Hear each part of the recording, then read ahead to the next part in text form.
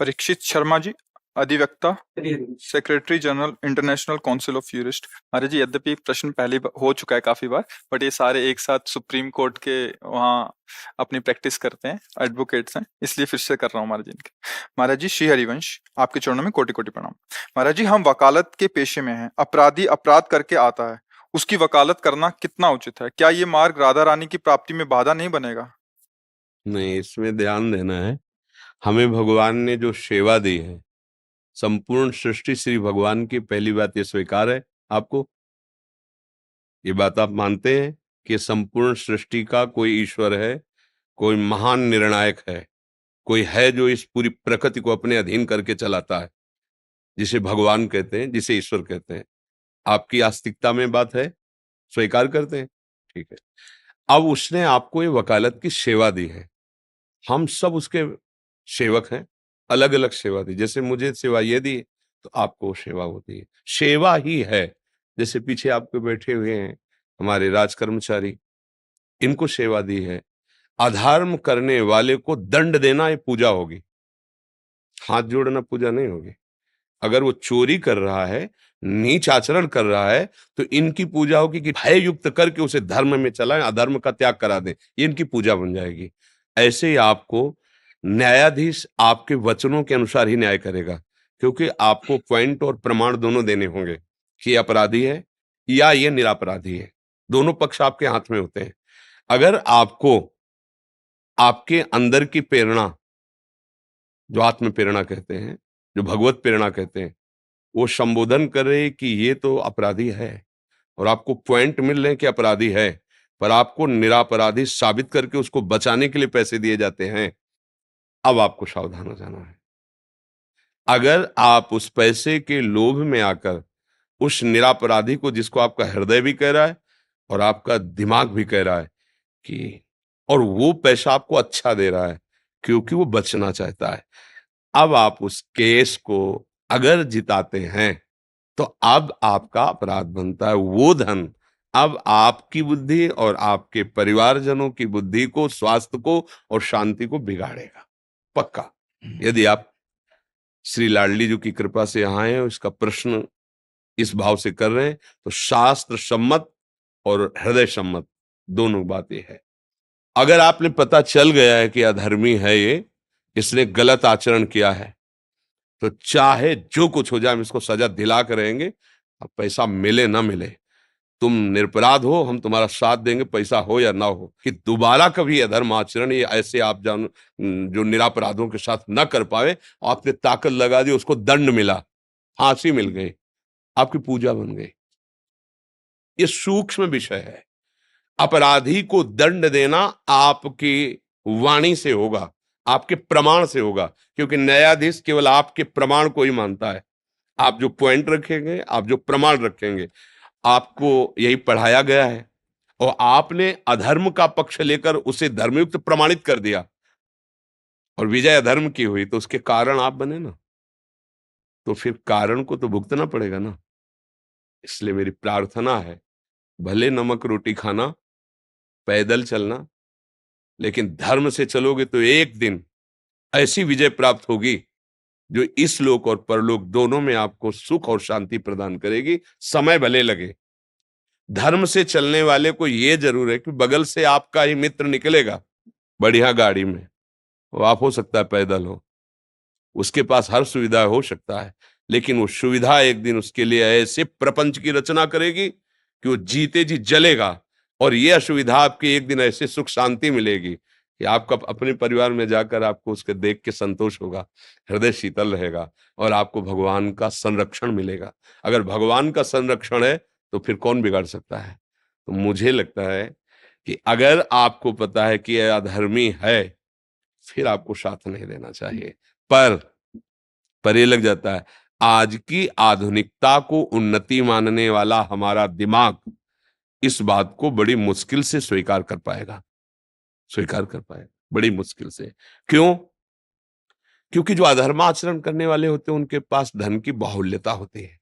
आप कृपा पात्र जन हैं, नहीं तो आपको संतों से या शास्त्रों से उससे ज्यादा संबंध नहीं, आपको वकालत से और धन से संबंध। आज की जो आधुनिक बुद्धि है, पर आप कृपा पात्र भगवान के हैं। आप यहाँ वृंदावन आए हैं और अपने विषय को निर्विकार करने के लिए आप प्रश्न कर रहे हैं कि निर्दोष वृत्ति से हमारा जीवन कटे, तो आप हमारी प्रार्थना मान लेना। वो पैसा आपका लोक परलोक सब खराब कर देगा। बिल्कुल, आप जिस मार्ग में चल रहे हो, इसमें अगर आप सावधान रहोगे तो ये बहुत बड़ी उपासना बन जाएगी और इसी में आपको भगवत प्राप्ति भी हो जाएगी। आप अपने कर्तव्य का पालन करते हुए नाम जप कीजिए। भगवान का सपोर्ट बहुत बड़ा सपोर्ट होता है, हम लोग जान नहीं पाते। हम लोग धन का सपोर्ट बहुत बड़ा सपोर्ट समझते हैं, लेकिन निश्चित समझिए, करुणा निधान भगवान और सत्य और धर्म, इसका सब कितने दिन का जीवन है? आप बताओ कितने दिन का जीवन है? अपने को अगले सेकंड का निर्णय करने के लिए दिमाग कहा नहीं करता कि हम अगले सेकंड जिएंगे कि नहीं जिएंगे, और हम अधर्म कर ले, पापाचरण कर ले। हो सकता है कोई ऐसा आदमी हो जो एकदम निर्दोष है और आपके वचन से उसको दंड मिल रहा है। अब आपकी हालत क्या करेगा?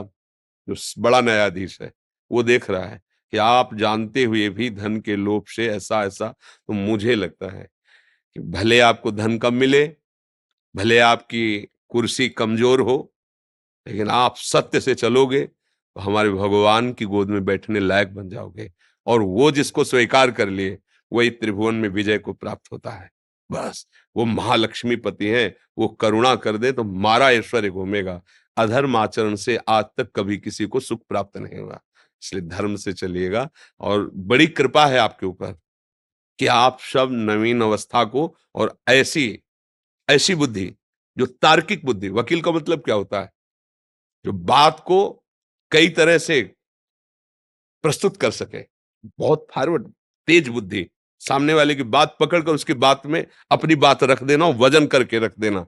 वो बात अगर हमारी बात समझ गई ना, वो ही बुद्धि है, वही समझ गई ना, तो बहुत जोर की बुद्धि है, क्योंकि उसको पकड़ना आता है, पॉइंट पकड़ना आता है। आप ये पॉइंट पकड़ लीजिएगा, भगवान आपके साथ रहेंगे और बड़ा मंगल रहेगा। कोई भी ऐसे नशा, ऐसी गंदी बातें अपने जीवन में नहीं रखनी चाहिए जो हम प्रभु के सामने जाने में सकुचाएं। समझ गए आप? मैं कुछ कहना चाह रहा था। हाँ, बोल। बस पिछले कई महीनों से आपसे मिलने की इच्छा थी और बस प्रभु से, राधा रानी से उनका नाम जप करते करते वो कहता था कि आपसे मुलाकात हो जाए और ये प्रश्न कैसे भी करके ये प्रश्न आपके समक्ष में रख सकूं। मैं हर पल 24 घंटे में सोचता हूं कि 23 घंटे 20 घंटे जब तक भी मेरा मतलब मैं सोता नहीं हूं तो राधा राधा राधा जपता रहता हूं, लेकिन ना चाहते हुए भी बहुत सारे केसेस सामने आते हैं महाराज जी, जिनको हमें करना पड़ता है। तो अब ऐसी स्थिति परिस्थिति में या तो हमें घर परिवार त्याग के वानप्रस्थ की ओर नहीं, ऐसा कैसे परित्याग करना पड़ेगा, ऐसा कैसे कर या नहीं, फिर काम दूसरा चेंज करना नहीं, पड़ेगा। नहीं, काम भी दूसरा नहीं करना। ऐसा कैसे परिस्थिति आती है कि मुझे करना ही पड़ेगा धर्म? आप हमको प्रमाणित करके प्रमाणित ये है जैसे किसी ने किसी गाड़ी से किसी का एक्सीडेंट कर दिया जी, और वो उसकी मौके पे मौत हो गई है। जी, अब उसकी मौके पे मौत हो गई है तो उसका केस वो हमारे पास लेके आया है। अब उसका केस नहीं लड़ेंगे तो भी हमने अधर्म कर दिया है। कोई तो नहीं, नहीं, नहीं, ऐसा नहीं है कि आप अधर्म कर दिया है। जी नहीं, नहीं, अगर आप जानते हैं कि इसकी असावधानी के कारण, उसके भी 2 पॉइंट हैं। अगर वो जानबूझ करके उन्मत्त होकर के ठोक रहा है, तो वो विशेष अपराधी है, और अनजाने में अचानक हो जाता है ऐसा, तो उसको, वो तो गया ही, अब आप उसको बचा लीजिए। उसको आप अच्छी तरह समझिए। अब ऐसा नहीं कि आप जैसे बोले ना कि या तो ये अवहेलना हो जाएगी, अपनी बुद्धि की अवहेलना हो जाएगी। नहीं, अब हमने देखा वो तो गया, अब ये जो व्यक्ति आया जिसका हमें केस मिला है, ये वास्तविक असावधान, कभी नींद से हो जाता है कोई, कभी ऐसा होता है अचानक चूक हो गई, ऐसा हो जाता है, तो हमें बचा लेना चाहिए। और जब ये कि को उसका उद्देश्य ही था ठोकना, तो तुमने उधर ठोका, अब हमारी समझ में आ गया तो हम तुमको इसकी सजा दिलाएंगे। बात समझ रहे ना? आपकी बुद्धि बहुत फॉरवर्ड है, आप उसको प्रयोग कीजिए। ऐसा नहीं कि कोई आपको फंसा सकता है। अगर हमें समझ में, वो तो गया और आपसे चूक हो गई, वो कहता मेरे से, वकील एक तरह से अपना हृदय हो जाता है उस समय जब हम केस सामने रखते हैं, कि हमको अपनी साफ साफ बात पूरी कह देनी चाहिए। तो जो लोग छल कपटी और ड्रामेबाज होते हैं ना, वो नेत्र से समझ में आ जाते हैं, तो उनका विशेष पैसे पर होगा जोर, ध्यान देना। वो आपको विशेष पैसे पर प्रभावित करेंगे, और जिस आदमी से चूक हो गई, उसके वचन में, उसकी चेष्टा में दैन्यता होगी, बचा लीजिए, मैं नहीं चाहता था, अचानक ऐसी घटना हो गई, अब वो तो गया, अब इसको बचा लीजिए। आगे से गलती ना करे और सावधानी से बचा लीजिए और उसका पक्ष लीजिए, तो अधर्म कैसे हो जाएगा। और जब हम जान रहे हैं कि पहले ही हमको कह रहे जितना पैसा लगेगा हम लगाएंगे, तो ऐसा क्यों बोल रहा है, इसका मतलब ही इसमें कुछ गलती है। अब अगर गलती है तो हम केस नहीं लेंगे। बात है इसमें समझना है, ऐसा नहीं कि विश्व में ऐसे केस आते ही नहीं है कि अगर हम धर्म से चलेंगे तो केस ही नहीं मिलेंगे, ऐसा नहीं है, ऐसा नहीं। मतलब अगर ऐसी बात आप अपने मन में रखेंगे तो फिर निराशा जागृत हो जाएगी। हम निराश नहीं होने देंगे, हम निराश नहीं होंगे अपने ना मन को ना बुद्धि को। ऐसा नहीं है कि धर्म का क्षेत्र है ही नहीं। जो विशेष अपराधी होते हैं जिनका केवल व्यसन ही होता है यही, तो उनकी बात होगी, पहले आपके सामने ये शर्त रखी जाएगी, आप जितना चाहें, बस वहां समझ लीजिए कि अब यहाँ ये आता जानकारी। है महाराज जी, हाँ लेकिन उसको हम ठुकरा ही देते हैं, हाँ बस उसको हम ठुकरा ही देते हैं। जी। महाराज जी, जैसे मैं नाम जप करता हूँ तो उसके बाद मैं विचलित हो रहा हूँ, बहुत ज्यादा विचलित रहता हूँ मैं, 2-2 3-3 घंटे तक, 4-4 घंटे तक मेरा जो कंट्रोल नहीं रहता दिमाग बिल्कुल भी। देखो इसको बात समझना होगा, नाम एक तेजाब है, वो जब मन में जाता है तो उसकी वासनाओं को भस्म करता है। मन की जो ताकत है हमें परास्त करने की, वो है वासना। वो वासना के द्वारा हमको अधीन किए हुए है, और जब नाम जाएगा तो वासना को भस्म करता है, तो एक जलन पैदा होती है, जितनी गंदगी होती है वो सामने आती है। भजन ना करने पर तुम्हें उतनी गंदगी नहीं लगेगी, और जहां भजन आपने शुरू किया तो आपके गंदे विचार, गंदे आचरण जितना जमा वो सब सामने आना शुरू हुआ। वो आपको परास्त करने की चेष्टा कर रहा है, आपको हटना नहीं है। यही नाम उसको भस्म कर, आपको विचलित नहीं होना, थोड़ा समझना है। जैसे 1 लाख मैसेज किसी ने हमको किए हैं उसी नंबर से, और हम डिलीट शुरू करें एक एक, तो हमें 1 लाख बार वही व्यक्ति का मैसेज दिखाई देगा। अब हम लगेंगे कि क्या हम इतने आधा घंटा से डिलीट करें, अभी तक डिलीट ही नहीं हुआ क्या। ऐसे ही असंख्यों बार हमसे अपराध हुए हैं, काम से, क्रोध से, लोभ से, मोह से, जिनको कोई नहीं जानता, भगवान जानते हैं, और वो सब हमारे मन में भरे हुए हैं। और जब हम नाम जब शुरू करते, मान लो काम वृत्ति वही आई, नाम ने नष्ट किया, फिर वही काम वृत्ति आई नष्ट। मुझे लगता है ये कब नष्ट होगी, वो नष्ट हो रही प्रत्येक, पर वो जमा है बहुत पुराना, अनंत जन्मों से। इसलिए हिम्मत करके डटे रहो, राधा राधा बोलते रहो, एक दिन ऐसा आएगा कि निर्मल हृदय हो जाएगा, शांत हो जाएगा। नाम से कभी अमंगल नहीं होता। जी। देखो भाई, लाला कुछ कहना चाहता है, क्या कहना चाहते बेटा। आपने जैसे बोला कि जब कोई पैसा देता है तो नहीं करना चाहिए, जैसे कि वो ब्लैकमेल भी करता है कि आपको मार देंगे, तो फिर क्या करना चाहिए? भगवान उसके रक्षक होते हैं बच्चा, भगवान उसकी रक्षा करते हैं। हम आपके इस प्रश्न का बहुत आदर करते हैं, और भगवान की बड़ी कृपा है कि आपने बड़ी सूक्ष्मता से बात पकड़ी। उसकी रक्षा भगवान करो सदा तिनके रखवारी, जिम बालक राखे महतारी। और जब भगवान रक्षा करते तो कोई पैदा नहीं हुआ त्रिभुवन में कि मार सके, पक्की बात समझ लेना। त्रिभुवन में कोई पैदा नहीं हुआ। हम कई बार वो घटना सुनाते हैं, हमारे एक मित्र महात्मा थे जो मौन रहते थे और गंगा की परिक्रमा करते थे। तो शाम का समय था, वो गंगा जी के किनारे भ्रमण और मौन रहते थे।